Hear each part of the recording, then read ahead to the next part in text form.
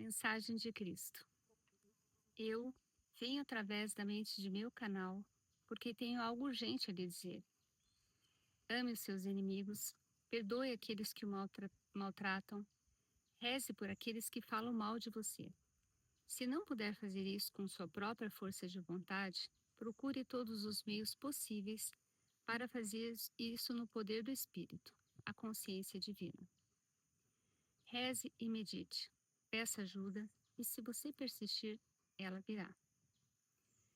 Se o ego continuar forçando seus pensamentos para baixo, para virulência e raiva, criando todo tipo de argumentos para condenar alguém que o magoou profundamente, ou mesmo feriu fisicamente, recorra à meditação e persista, uma e outra vez, buscando inspiração e alívio para o seu dilema, pedindo para ser liberado dos pensamentos vingativos e raivosos. Não para agradar a Deus, como tem sido ensinado pelas igrejas, mas para protegê-lo da chicotada de seus pensamentos negativos, que voltam à sua vida, trazendo-lhe transtornos violentos e novas disputas e discussões para enfrentar. Isso é assim porque qualquer que seja a força que você der a seus pensamentos de ressentimento, esta força envia diretamente um feixe elétrico de consciência à pessoa que o magoou, e este feixe retornará para você no devido tempo, cheio de energia, como um bumerangue. Você deve saber que todo campo elétrico cria um campo magnético semelhante. Os dois sempre trabalham juntos, de modo que tudo que vai, um dia volta. Essa é uma lei científica da existência. Porém, o que a ciência ainda não admite é isso. A força elétrica energiza a mente. É o impulso de consciência de ir na mente. A força elétrica é um aspecto da consciência. O magnetismo, com seus dois polos, energiza as emoções dos humanos e dos animais. Ele atrai e repele. É o impulso de amor humano e o impulso de ódio. O magnetismo é experimentado por todas as coisas vivas como sentimento. Descrevi essa verdade plenamente em minhas cartas 5 e 6. E isso não é tudo. O conhecimento médico-científico vem descobrindo o que tão bem compreendi na Palestina há 2000 anos, que todos os pensamentos que se formam no cérebro descem para a glândula pituitária através do hipotálamo e que o negativismo e o trauma emocional, vibrações baixas que eles contêm, passam pelos órgãos, sangue e o corpo inteiro, causando uma diminuição de energia e, consequentemente, enfermidade. É este o fenômeno que produz as enfermidades psicossomáticas, reconhecidas pela medicina. Quando estive na Palestina, disse aos judeus para que não se preocupassem por beber em taças não lavadas, mas que prestassem atenção e se preocupassem com o que saía de suas bocas. Traduzi o que está escrito nos evangelhos do Novo Testamento para a linguagem que usava com os judeus, mas estes não faziam a mínima ideia do que eu tentava lhes dizer. E, infelizmente, as diversas religiões cristãs de hoje são igualmente ignorantes. Como poderiam entender? Eles não tinham a iluminação que recebi no deserto, que introduziu e gravou em minha mente o conhecimento espiritual das origens da criação e das leis da existência. Porém, vocês, que vivem no mundo de hoje, têm tido inúmeros professores que vêm à Terra para explicar os fatos científicos, e também os místicos que os dirigem para verdades espirituais metafísicas, preparando-os para receber as minhas cartas, que contêm a verdade mais elevada de toda a verdadeira natureza da sua fonte de origem, que vocês denominam Deus, e as leis universais da existência. Agora, quero que você pense sobre as escandalosas e terríveis ações que certas pessoas desencadeiam em seu mundo, apesar de todos esses professores e aspectos da verdade. O derramamento de sangue em curso no Iraque é um caso que deveria fazê-lo pensar profundamente a respeito do provável efeito bumerangue de tais ações destrutivas. Quero que pense nessa situação a partir de um ponto de vista espiritual que não condena, mas que vê a verdade inerente aos pensamentos e ações envolvidos na situação. Ali havia um homem, Saddam Hussein, que estava determinado a tomar o poder no Iraque e trazer paz e abundância para o seu povo.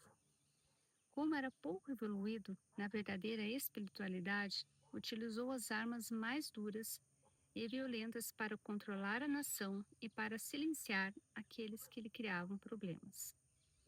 Eles tinham usado a violência em um levante contra ele, que revidou com violência.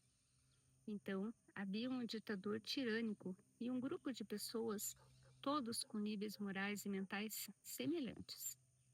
Suas vibrações espirituais, apesar de todas as orações e manifestações religiosas exteriores, eram tão escuras, tensas e baixas quanto podem ser em seu mundo hoje.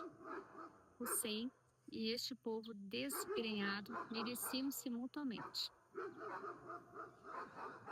O povo iraquiano o tolerava. Alguns até o admiravam e aplaudiam, porque ele mantinha a paz e uma oração instável, o que lhes dava a possibilidade de viver suas vidas tão pacificamente quanto a sua natureza agressiva o permitia. Então, Hussein entrou em choque com os Estados Unidos. Enfureceu seus líderes, que, igualmente governados pelo ego, decidiram castigá-lo, impondo sanções ao seu país. Mais tarde, o impulso monetário propiciou a inauguração de um sistema petróleo por comida, que ajudou as pessoas famintas do Iraque e deu à América acesso ao petróleo de que necessitava. Porém, esta medida foi um duro golpe ao orgulho de Saddam Hussein e não aliviou em nível nacional a privação de bens de consumo e bem-estar que desfrutavam os países vizinhos. Desejo que você e os povos do mundo pensem com empatia sobre o enorme volume de ressentimento, ódio e angústia provocado pelos atos de uma nação forte, com toda a sua abundante riqueza, armamentos, soldados, marinheiros e aviadores treinados. Compreenda que tal emoção nacional se transforma em uma força viva de destruição de grandes proporções. É certo que ninguém que estivesse verdadeiramente no meu caminho, o caminho de Cristo, teria tido um comportamento tão violento ou sádico. Confrontado com o problema de tratar com Saddam Hussein, um líder esclarecido nas leis espirituais e científicas da existência, teria pedido uma reunião com pessoas iluminadas para meditar e pedir orientação. Minha orientação certamente teria sido a de pedir um encontro com Saddam Hussein e lhe apontar a tragédia que provavelmente resultaria de um impasse entre os dois países. Um líder esclarecido, ao invés de tratar Hussein de cima para baixo e ameaçá-lo com uma guerra, pediria a ele e seus conselheiros para elaborarem um documento, um acordo, em que ambos os países poderiam viver em amizade e que promoveria um programa de crescimento e enriquecimento nacional para ambos os países. Tal líder, então, leria as propostas iraquianas para estabelecer a paz e harmonia, e as discutiria pacificamente com um desejo sincero de estabelecer o bem-estar para todos. Ele pediria às pessoas iluminadas que meditassem e lhe propusessem qualquer ajuste que fosse recebido durante a meditação. Desse modo, as pessoas subjugadas por Saddam Hussein teriam sido gradativamente libertadas da repressão de um tirano. O próprio Hussein teria visto os benefícios derivados de uma abordagem pacífica, ao invés da agressividade. Os estados árabes teriam ficado impressionados com esse empreendimento e isso teria feito com que os muçulmanos repensassem sua atual interpretação do Corão. Qual é, porém, a forma terrena de agir, geralmente reconhecida e aceita? O que é o espírito humano o ego humano praticado hoje, considere se pode haver algum benefício duradouro por trás do comportamento descrito a seguir. Uma nação em paz, um povo em paz, já privado das facilidades do comércio natural com outras nações, é bombardeado a cada noite. Seus edifícios, construídos com grande esforço e gasto de dinheiro e que ofereciam diversos serviços ao povo, são destruídos. Noite após noite, gente inocente é submetida ao terror das bombas, perguntando-se: onde cairão? Quem será atingido? Seremos encontrados sob os destroços? Perderemos algum membro da família? Morreremos todos? O que fez esta gente para merecer tal suplício, a não ser sujeitar-se à tarefa de tentar viver tão bem quanto possível sob o governo de um tirano a quem os Estados Unidos odiavam? Além disso, outro tirano fanático enviou aviões para destruir as torres gêmeas do World Trade Center, em Nova York. Um grande grito de fúria, raiva e vingança elevou-se do povo americano, uma vez que perderam-se muitas vidas de pessoas queridas naquela destruição. Desde então, a cada ano, acontecem nas igrejas cristãs cultos religiosos recordando os mortos e muitíssimas lágrimas são derramadas por elas em um dilúvio de dor. Pense por um momento nesses cultos cristãos. Falam-se em perdoar aqueles que foram os instrumentos dessa destruição? Os americanos derramam lágrimas pelos inocentes que morreram sob a chuva de bombas lançadas, noite após noite, sem outra razão senão o ódio cáustico contra o sem? São realizados cultos pelos inocentes iraquianos mortos? Eles pensam alguma vez que mataram inocentes que não tinham como se proteger das armas terríveis dos Estados Unidos e que nunca lhe haviam causado mal algum? Considere o peso do desastre emocional desencadeado por toda esta insuportável e arrogante destruição de outro país. Destruição esta que liberou todos os grupos de combatentes rebeldes de Hussein, que Hussein havia mantido sob o controle, provocando o modo mais vil de matar outras pessoas, os homens-bomba. Toda vez que essas bombas explodem matando pessoas inocentes, os americanos que apoiaram a guerra contra o Iraque deveriam perceber que foi o seu apoio que se tornou possível para esses atentados suicidas. Pense no desencadeamento das gigantescas vibrações emocionais de terror, o ódio e vingança que agora se dirigem para os Estados Unidos. De que forma pensam os americanos que toda esta energia de ódio se manifestará contra eles? Será manifestado como morte e destruição. É uma lei da existência. Até as igrejas cristãs dizem acreditar nessa lei. Onde não há perdão, há retribuição sob a forma de causa e efeito. O perdão completo, total e amoroso dissipa as energias violentas do ódio. Sem o perdão, elas ganham forças a partir do ressentimento contínuo para o oponente. Leia o texto sobre as falhas em seu planeta e pergunte a si mesmo: como toda esta carga terrível de ódio se manifestará?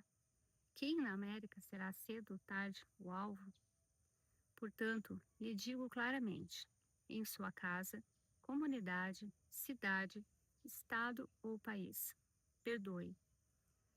E a quem quer que o tenha magoado ou prejudicado de qualquer maneira, grande ou pequena. Faça esta palavra ressoar em toda a terra, por todos os meios que puder.